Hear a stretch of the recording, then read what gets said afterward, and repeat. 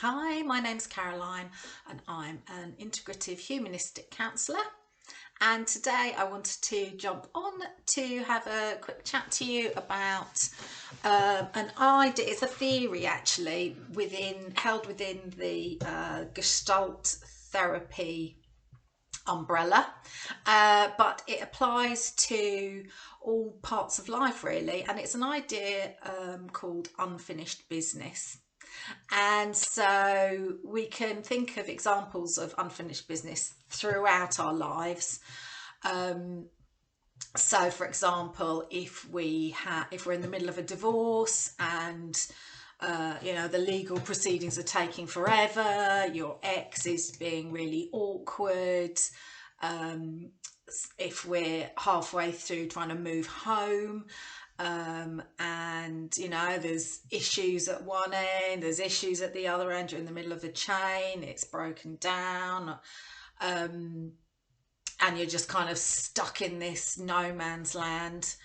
And the Gestalt theory goes very, very simply like this, is that basically, so Fritz Perls was the founder of Gestalt therapy, and he believed that, very simplistically, he believed that our lives can be reduced down to a series of incomplete unfinished business, or incomplete Gestalt. It's a German word. And these Gestalts can range from everything to, I've got a half finished cup of mint tea here, so I haven't yet finished that Gestalt of drinking my tea. I've got a rug on the floor, it's in the wrong place, I need to move it but I haven't quite decided where it's going yet, so that Gestalt's incomplete. If we might have, I don't know, a pile of ironing that we haven't done, so that's incomplete. So little day-to-day stuff we can look at as being incomplete or unfinished business, but we can also look at these bigger examples of, for example, so I've just done a series of videos around recovering from heartbreak, and if we get stuck in any of the phases of that recovery process, so rather than moving through the recovery, we can get stuck, and so that would definitely feel like unfinished business. And so, for example, the idea of this theory is that the more incomplete gestalts we have in our lives, the more this takes up psychological space for us, the less able we are to be creative, the less able we are to take on new projects, the more we can feel really bogged down with all this stuff that we have to do, and we're more likely to either move into a place of anxiety because we might feel as though everything's mounting up, I can't quite get on top of it, I don't know where to start, or we could move into a depression phase where we feel extremely lethargic and maybe don't want to get out of bed in the morning because it just feels like it's all too much. And the idea is that the more things sort of pile up, the more psychological distress we'll be in, and that can even then eventually lead to physical illness. And so this theory, I think it can be quite helpful in sort of figuring out what's going on for us and finding a way through. And this sort of idea of unfinished businesses, it kind of explains why I think like even little things in our lives, like for example, if you've been ghosted by a friend or someone you're dating, you might have I don't know, you might have gone on a date and then don't hear anything else from them, let's say, and so apart from the obvious sort of sense of maybe feeling rejected or abandoned, there might also be just this, well, what happened? Like, you know, why haven't I heard anything? What went wrong, for example? And then on a much bigger scale, for example, there was recently a program about donor conceived children who are now starting to want to discover who their father was, who their biological father was. And some have been able to trace their parent, and then found lots of other siblings. Others haven't been able to find out who their parent is, and but it's a very complex situation. But you know, both outcomes present their own challenges. But one of the challenges for the people who are unable to find their biological father is this sense of, well, I'll never know, you know, and just sitting in that space of, you know, there's no resolution possible now. Just can feel really, really difficult, and very much sort of unsettling, and takes up space in our being and in our brains.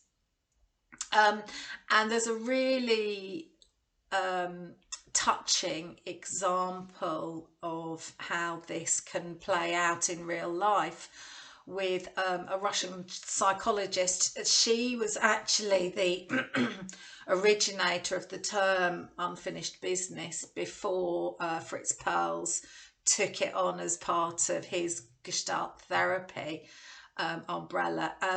So she's a Russian psychologist, and she showed in her research that these incomplete tasks take up more psychological space for us than completed tasks. And she did some research with some waiters, and it showed that waiters were way more easily able to recall orders that hadn't been completed than the orders that had successfully been cooked and, you know, taken out and eaten and cleared away. So that's really interesting research if you want to have a look at that. But it's actually her personal life that was really, really sort of touching. Her story. She lived in Russia in the 1930s, just outside of Moscow. She lived with her husband and children. And in 1931, her husband was arrested and taken away. And she never saw him ever again. He just went missing. Presumed dead. She had no information to go on. She wasn't able to grieve because, you know, she didn't know, where is, you know, is he alive, is he dead? We don't know. And so her name's Bluma. I hope I'm going to pronounce this correctly. Bluma Zagarnik, and she started to really suffer psychologically, and she found it really, really hard. She found life unbearable in her family home. She was left alone there with her children, but there were so many memories there for her, and in the neighbourhood, sort of every time she sort of stepped out, she was just flooded with these memories of their lives together and her husband. She started to avoid places that they had spent time together, and eventually she found it got so bad that she chose to move away completely from the family home. So she moved into Moscow and hoped that a fresh start might sort of help her to recover, really. So that was the idea. The idea was, you know, just to make a fresh start, put it all in the past. And this is what we often say to ourselves. It is, yeah, just gonna make a fresh start. I'm gonna move, I'm gonna get a new job, I'm gonna, you know, start a diet, I don't know, I'm gonna cut that person out of my life. And then everything's going to be fine. I'm going to stop talking to my, you know, annoying sister, and then life's going to be, that's going to solve everything. But actually, what happened to Bloomer was her symptoms got much worse once she'd moved away. She became extremely anxious, and she actually ended up becoming agoraphobic. So she didn't, you know, she couldn't leave the house. She just, her world just became smaller and smaller and smaller. So life just got much, much, much worse for her. And eventually she decided that perhaps it would be helpful for her to go back to revisit her old house, her old neighbourhood, the places that she used to visit with her husband.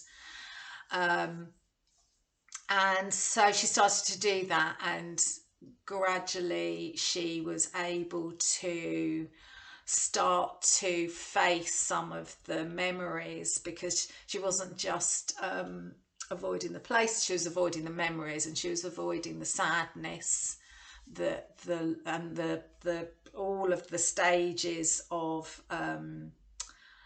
the heartbreak and the loss that she'd been through, which I talk about in the other videos. She's, by going back to these places, she was actually starting to move through her journey. And so if we want to compare this idea of unfinished business to the model that I looked at in the other videos, what can happen is, if you get stuck in any of these grief stages, either heartbreak or bereavement or any other loss, if you get stuck in one of those stages, then you can make decisions like, I'm just going to move, I'm just going to, you know, make big decisions, change my life. But actually, and that might have been when she was perhaps in a depression stage, or in the anger bargaining, or maybe still in that denial shock phase right at the start of the grief cycle, I'm talking about the Kubler-Ross grief cycle. Yeah. And if you find yourself getting stuck in any of those phases, it can be because you're not actually confronting the deeper emotions around the loss or around the heartbreak. And so what she chose to do was, she came back, she started to confront those memories, she started to grieve the loss of her husband, and so that then allowed her to finish this grief work, this coming to terms with what had happened in her life, which is what then relates to in my last video, no, the one before last, when I talked about the integration of this big change and making meaning of this big change. So by coming back to her old neighbourhood, she'd started to reconnect with you know, the good parts of their life together, and reminding herself that, you know, that they did have some good times together. So yeah, so, and we can relate this to, as I said earlier, we can relate this to lots and lots of different parts of our lives. We can relate this to you know, for example, if a friendship ends very abruptly, for, you know, on grounds that perhaps don't really make sense to you, you know, a friend out of the blue texts you, for example, to say, oh, you forgot, or you sent a birthday card, your birthday card arrived late. You know, we're obviously not really close friends because your birthday card arrived late. So, you know, I think we should draw a line under our friendship.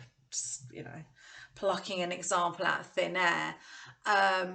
You know, that might feel as though, well, hang on a minute, you know, we've been friends through all sorts of ups and downs. You know, what is it about, you know, the post maybe got delayed, or, you know, who knows what happened to the cards. And that might feel like an incomplete gestalt. And obviously in that situation, you know, something like that, you know, could that be resolved by going and speaking to the friend, trying to understand what was actually going on in his or her mind when they ended a friendship over a birthday card, for example, so that, you know, even if the friendship is ended, you know, you would then have the resolution, you'd then have the understanding of, you know, or some idea at least of what was actually going on. There are things that are out of our control, obviously, with divorce, with moving home. You know, we have to sit in that space of, you know, it'll happen when it happens quite often, and that can actually be very uncomfortable for us, you know, having to relinquish control to someone else. And that can add to the difficulties of, particularly around, you know, legal proceedings.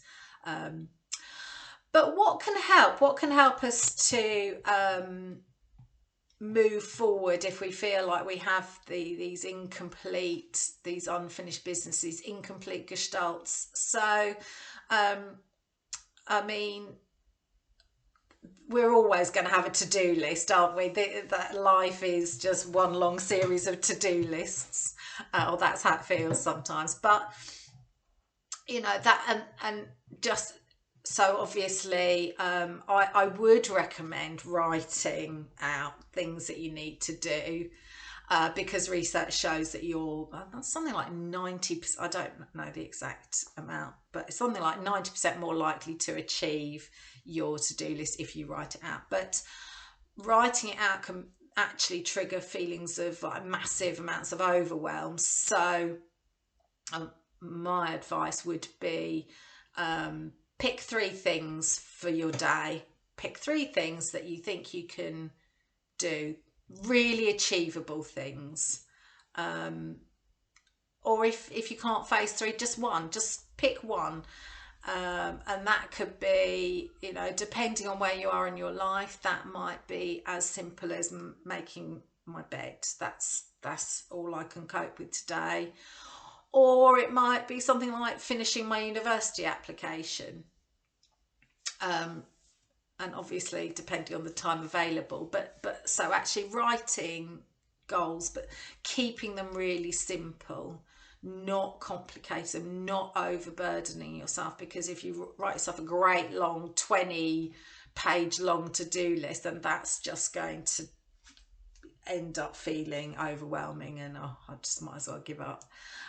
So yeah, make them very achievable in order to, if we start to tick off little things, then that we're clearing space for some of the bigger stuff. So if you've got lots of little annoying admin things, if you can just, you know, and if they've been backing up for some time, then, you know, maybe, you know, it's going to take a while to move through that, but, you know, just do it gently. Don't pressurize yourself, because that's going to add to the anxiety. And what about the unfinished business that, you know, we can't resolve? You know, what about if we've moved home, but because the we had to rush through the move, and we didn't have time to say goodbye to our neighbours, if we didn't have time to say goodbye to our home, if we didn't feel as though we had maybe wanted to spend time in the local park that we love going to, but and we've moved miles and miles away, so it's not going to be easy to go back, for example. But there's lots of things that we can do, and I'm personally a big fan of rituals that we can do in order to release this unfinished business, and to acknowledge stuff that maybe the stuff we can't change now. We can't get in a time machine and go back in time, but we can resolve it within ourselves, because we do have that power to a certain extent. We're never going to be able to resolve something with a friend who's walked away if they don't want to communicate with us. But what can we do about that in order to release that out of our psyche, in order to free up space to do all the other things we would like to do in our lives, or to at least release some of this lethargic weight on our shoulders that we might be experiencing? And one thing we can do is, if this is with regards to a person, if you're in therapy, you can ask your therapist whether they are trained to do the empty chair technique. So if there's someone that you feel as though there's unfinished business around, a friendship or relationship, romantic or family, then if your therapist is trained in empty chair, then he or she will be able to guide you through a process whereby you tell the person how you're feeling about this situation. And if you want them to, you can then invite them to respond to that. And that can be a very powerful process that you can go through, and very cathartic to get your feelings out, get your feelings heard. A softer version of that would be to write a letter to the person. You don't have to send it, but actually the physical ritual of writing out, but by hand, actually I find is better than typing, if you can write with a pen and paper like the good old days. So writing a letter, as I say, you don't have to send it. You could then choose what you want to do with it. Often I would recommend just burning it, and along those lines, the ritual of writing things down on little pieces of paper, little scraps of paper, for things that you want to release out of your life, and taking 10 minutes or half an hour to sort of ceremonially burn them in a candle, and pop them in a flower pot or something like that. That can give us a real feeling of release, especially if it's a person that we would like to release from our life. That can be very cathartic. But there's other rituals we can do, in the 12-step programs.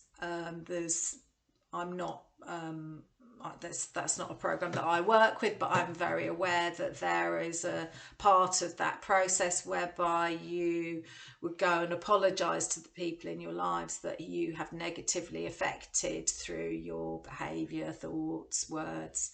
And I think we can all take a leaf out of that book, because I think, we all take some responsibility. We all should take some responsibility for the way we've behaved, irrespective of whether the person that we were interacting with was also, to blame for interactions not going well or relationships not going well. We can still apologise, and that doesn't necessarily have to be in person. That could be in a journal, writing down, names of people that we'd like to ask forgiveness from, or names of people who we wish to receive, you know, who we would like them to apologise to us. But again, like little simple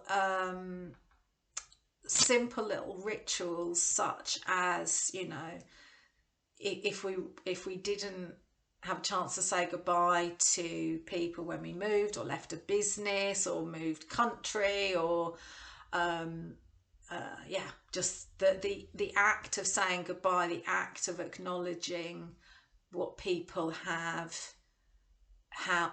meant to us in our lives, or the act of saying thank you, whether that's, you know, sending someone a card, sending them a bunch of flowers, sending them a text, and just acknowledging, you know, how much they contributed to your life, what you got from your interaction with them, how important they were.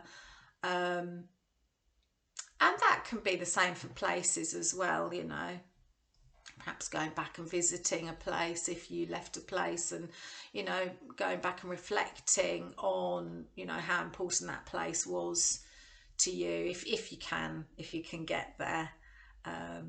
If not, there's Google Earth, isn't there? You can always go and look at most places, not all places. There are photos there. So yeah, so I hope that's been helpful or interesting. And if you would like to give me a thumbs up, that would be lovely. I'd really appreciate that. If you'd like to subscribe, I'd also appreciate it. If you have any thoughts about videos you'd like me to make, please let me know. Until the next time, thank you for watching, and I will see you again soon. Bye.